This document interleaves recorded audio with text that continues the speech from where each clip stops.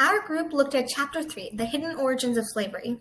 In this chapter, the author starts off by looking at the racial undertones starting from the English and how that related to their view of African Americans. It also showed how they like to project their own personal beliefs onto some other kind that's different from them so that they can justify or try to act like it's not theirs. We also see how later the economic benefits of white indentured servitude later transforms into the need and growth of African slavery. A few other things that we go into, which might be a little bit fun for anyone watching, is doing a dive into a lot of the events that we've ever learned about in US or any high school history class you've taken.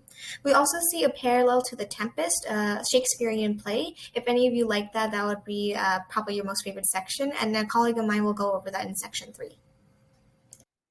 Chapter 3, Section 1 is opened by introducing Caliban, a character who could have been African in The Tempest by Shakespeare. The author compared the relationship between Caliban and Prospero, his master, to that of between Black people and Europeans. When the Europeans first encountered the Black people, they were astonished by their complexion. To them, the blackness comes with an array of negative images, such as deeply stained with dirt, full, sinister, wicked.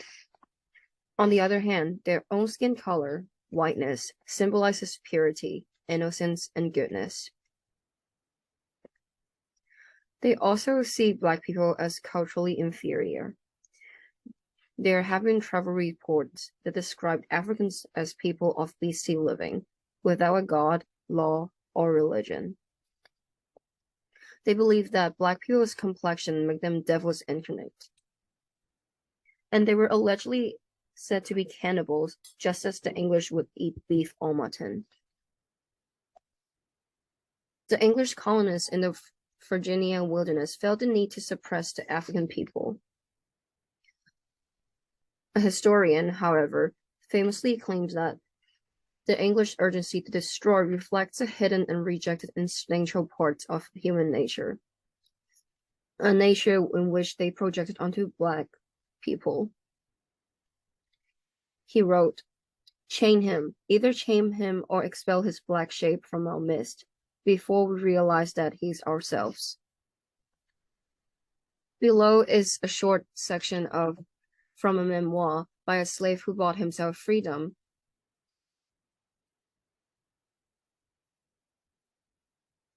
This short section described the fear when he was being captured.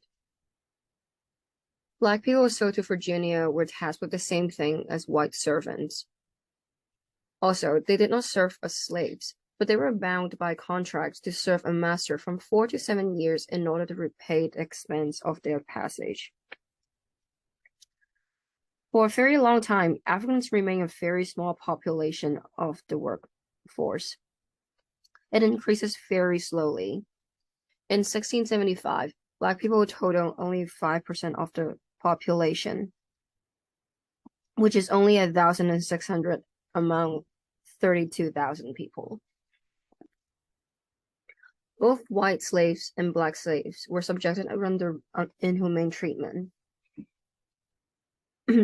They were forced to wear iron collars around their necks, often beaten. They were exploited and faced day-to-day exhaustions and harshness of plantation labor. They had to cut trees and clear brush, blow the soil, and prepare it for planting. One white slave wrote, "I thought no head had been able to hold so much water as hath, and doth daily flow from my eyes." These two parties, perhaps bonded by sheer trauma and exploitation, began escaping together and even develop sexual relationships. However, these relationships were deemed highly illegal. They were often punished by whipping and jail time. Chapter 3, Section 3, pages 55 to 57. So in 1940, a law was passed by the Virginia legislature stating that masters should furnish arms to all men except for Africans. Thus, blacks were treated more like property and often given more harsher punishments compared to white indentured servants. For example, in 1640, 3 runaway servants were captured and returned. 2 of them were white and 1 was black. The white men was only required to work for their masters for an additional year and for the colony for an additional 3 years, whereas the black runaway named John Punch was assigned to serve as a slave for the rest of his life, whether it be with other masters or somewhere else. John will always have to serve as a slave as attempting to escape. As well as Emmanuel, who was a black runaway who received a punishment of labor for life. Along with this, African laborers were more highly valued than English indentured servants, as they were able to serve more pounds of tobacco than white indentured servants, leading to a condition that Africans were degraded into, which was a form of servitude for life, then lead to them being traded, transferred, and sold to other owners. For example, Thomas Jacob transferred a Negro woman, Susan, to Bridget Servany and her son. Then, in 1646, Francis Potts sold a Negro woman and boy to Stephen Charlton to the use of him forever, end quote. Also, provided that white servants were to serve their, quote, full term of time, end quote, and Negroes, quote, forever.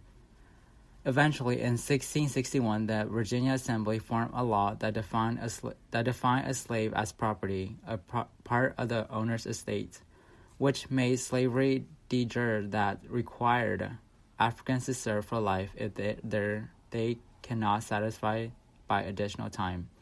And although a system of unpaid labor was more profitable than paid labor, planters still depend on white indentured servants. However, after the supply decline of white indentured servants, the number of black imported each year rose above a trickle, end quote, stated by historian Russell Menard, leading to a racial hierarchy and class structure as more English colonists began to migrate to Virginia as indentured servants to complete their period of indentured servitude to become landowners. Chapter 3, Section 4, pages 58 to 59. Eventually, the land in Virginia was taken from the Indians due to a cheap availability of the land. This gave indentured servants the ability to become freemen after serving their time and ability to claim 50 acres of land. Being landowners now, it gave them the hope of becoming wealthy through tobacco agriculture. However, with the uprising of the tobacco production, it unleashed a land boom that increased the market price of real property. So people with financial advantages were finding the best lands to dominate the Virginia Assembly and enacted legislation to advance and protect their class interests. These legislations include extending the time of indentured servitude for whites and increasing the length of service for white runaways, thus minimizing competitions for land. This led to the frustration and anger from white freemen and indentured servants. So in 1649, William Bullock, a planter, warned planters about the men and women who became depressed from what was not promised to them, as this would lead to a conspiracy led by Isaac Friend, an indentured servant, to band together 40 servants and force people to join the revolt of, quote, either be free or die for it, end quote, killing anyone who may oppose it. However, Friend's plan was suppressed by the authorities, and again in 1663, a conspiracy to overthrow the government occurred and 9 laborers were accused and sentenced to be executed, thus created fear to planters, but also discontent, which resulted in Virginia's legislature restricting suffrage to landowners in 1670. One was giving every white man the right to bear arms to help defend the colony, including poor whites. In 1673, Governor William Berkeley reluctantly raised a troop to defend Virginia that consisted of 1/3 of his army being freemen, which he feared because they could not be trusted. 3 years later, Berkeley's fear happened, led by Nathaniel Bacon, a planter in upcountry Virginia. Bacon raised a militia of indentured servants, slaves, and landless freemen. The actions of Bacon's army feared Governor Berkeley more than hostile Indians, as Bacon was charged with treason after leading a march to kill hostile Indian tribes.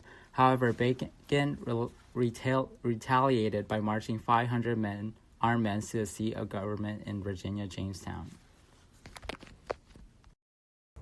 Hi, my name is Sydney, and I'm so excited to tell you about the next section. So, as my colleagues just mentioned, a lot of things are happening in the American climate and getting everything situated within the United States in its early period. And so something really interesting that the author does is that they bring in a direct parallel of Shakespeare's The Tempest. And so within this play, essentially you can see in these pictures, there's Tranquillo, the fool, on the left, and then Stefano, the butler, in the middle, and then Caliban on the right, who is the slave of Prospero, the man on the far right. And so something really interesting is that they draw a direct dichotomy between Prospero and these three men, because one, they're seen as in a lower status, not only in the sense that they are of a lower class, in Caliban's sake, they're of a different race. And so this situation just really highlights how individuals within early United States who didn't have land, especially those who were white, they were really upset in this sense because these white non-landowners were in a situation where they thought, well, I'm white, I should have these same rights as these white people. And, they didn't even care about those who weren't white. So moving on to those angry white people, discontentment grew. And so Governor Berkeley, as what he feared, a revolt occurred 3 years later after this little pot was stirring. And so Nathaniel Bacon, a white man who didn't not have a high status, was upset and, came together with a group of white men who were also upset. And, they went around and killing Native Americans, and Governor Berkeley deemed him like treasonous. He wasn't listening to him and was really outraged in this situation and, threatened his life, threatened Bacon's life. And Bacon obviously didn't take to this lightly. So he got his gang together, which was called the Giddy Multitude, which was about 500 men who were storming towards Jamestown, and joined with them were folks who were Black or did not have land and or were just oppressed by society, and they all joined together in this one sense. They were this multitude of people who historians saw as, in a situation where they were desperate for change. And Captain Thomas Grantham offered them an out and said that, if you're a slave, you'll be given freedom. And obviously he was lying.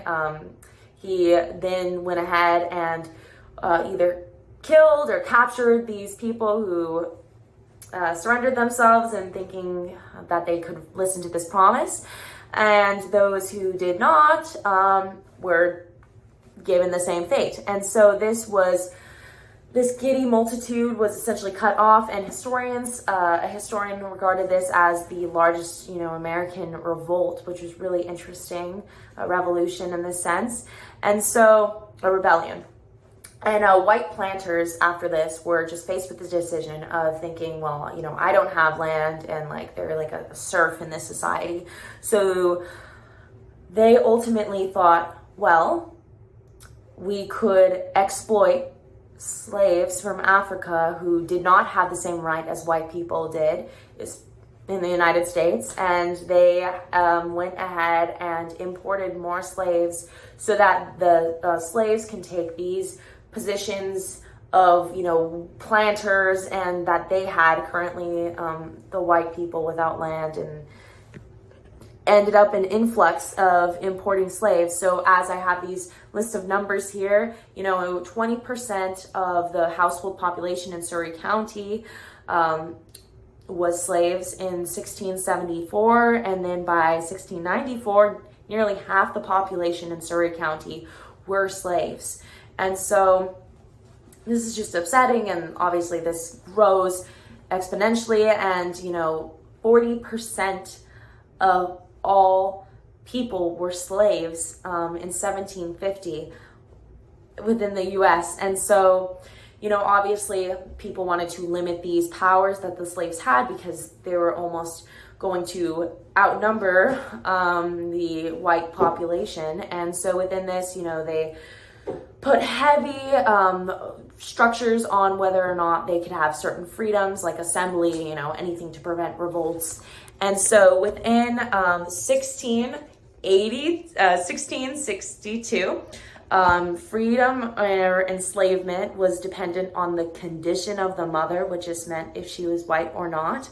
And in 1692, they were against mixed families, which essentially led to the one-drop rule, which just said if you didn't have a pure white bloodline, you would be seen down upon or enslaved or killed. Ultimately, it was just unjust, as much of this is. Thomas Jefferson was a planter descendant, so those same angry white people from a while back, 100 years ago. And he was also an abolitionist, which my colleague is about to talk about next. But, he was thinking about how he could fix this situation as, there was a high slave population, and he really did feel bad, apparently, and had a 25-year plan to, essentially he said, yeah, let's end slavery and then kick them out because they will not be seen as Americans.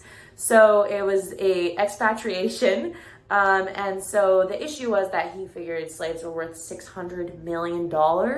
And so it would just be really costly trying to get them all out, especially with transportation, and it would take too long. So he proposed for a plan of buying babies for $22.50. Which would be a much cheaper cost at $37.5 million. And my colleague is about to talk about Jefferson's next moves and how just unjust this situation is. But this specific section is just important in the way of it's showing how, race and class have collided in a sense where those who were given less rights but were white ended up siding towards making others suffer in those same conditions, even worse conditions, honestly, than they did just to get themselves out in a better opportunity. So with that, my colleague is going to take over. For Chapter 3, Section 4, which encompasses page 66 to 71, it really does a deep dive into Jefferson's stance on African Americans as well as his hypocrisy surrounding them. So the first few pages, it talks about Jefferson's view of Black intelligence and the fact that he believes it's inferior to white intelligence. He first says that his stance on Black intelligence can be changed if there's evidence against it. However, the book goes into detail how this isn't actually true.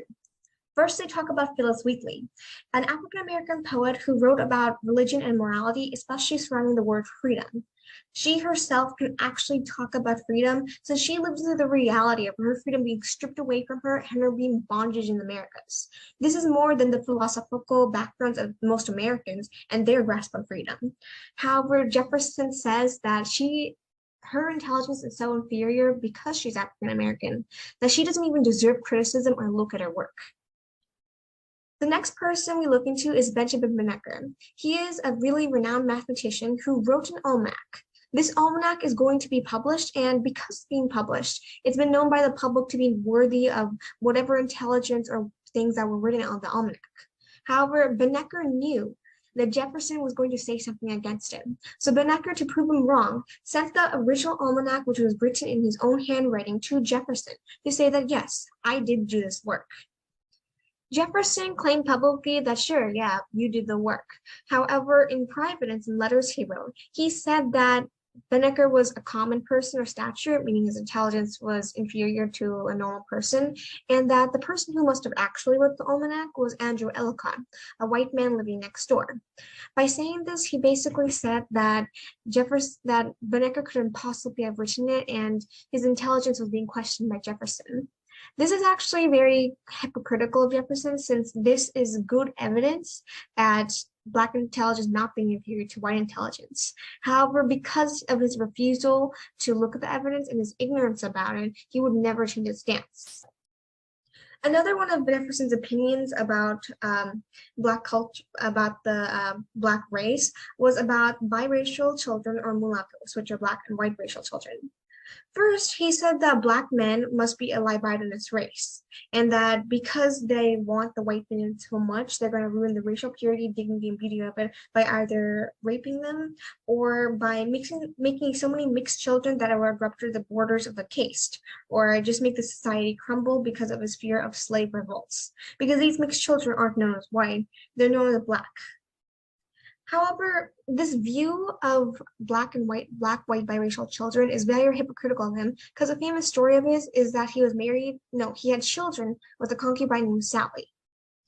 All of these children bore strong resemblance to Jefferson, and even a DNA test later down in the timeline proved that these were actually his children. Sally, I thought, was pretty interesting to note, was she was very notably beautiful, and she was actually 3/4 white. This is because Jefferson's dead wife's sister is actually Sally's sister. That's because his dead wife's father had interrelations with a Black woman, and then that Black woman had interrelations with another white person, creating Sally. And the saddest thing is that Sally lived in freedom in France, but he convinced Sally to go back into slavery in Virginia with him, and saying that she could live a life of luxury just so he could have more slave children. And there's no question knowing that Jefferson thought of these slave children as a really great economic commodity. However, when his circumstances with Sally came to light, you would think this is a huge political disadvantage for him, but he acted like he had no care for him. And that's because his focus was on his biggest fear, of slave revolts. The whole reason why he kept pushing to give Black people their freedom was because he believed that either white people can give them their freedom freely, or the slaves will take it with their own daggers, meaning that they will kill all the white people, exterminating the entire race. He was definitely afraid of this. And this mainly is spurred on by the fact that Jefferson believed that Black and white people could not coexist together.